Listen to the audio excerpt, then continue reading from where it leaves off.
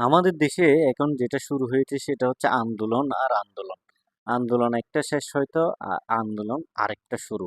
এই কিছুদিন আগে দেখেছিলাম এমপিওভুক্ত শিক্ষকেরা আন্দোলন করেছে। এরপর দেখলাম প্রাথমিক বিদ্যালয়ের শিক্ষকেরা আন্দোলন শুরু করেছে এবং ক্লাস স্থগিত করে রেখেছে। তার মানে কি দাঁড়ালো?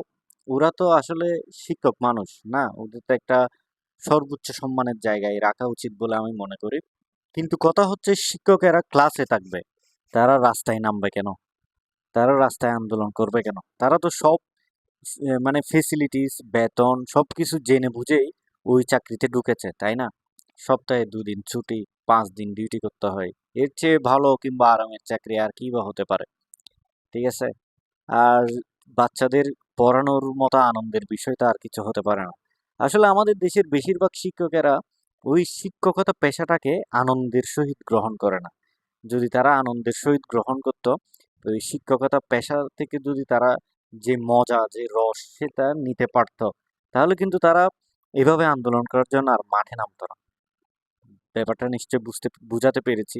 এর মধ্যে দেখলাম ২-১ জন শিক্ষক ভাইয়েরা, যেমন একজন বলল সে তার বাচ্চাকে ইলিশ মাছ খাওয়াইতে পারে নাই, তাই পাঙ্গাস মাছ খাওয়াইছে।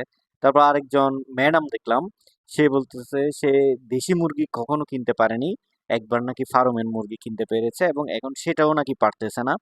তারপর আরেক শিক্ষক ভাইকে বলতে শুনলাম সে নাকি এখন ৫০ বছর বয়স হয়ে গিয়েছে, এখনো সে বিয়ে করতে পারেনি। আসলে এটা মানে খুবই লজ্জার বিষয়, খুবই দুঃখজনক।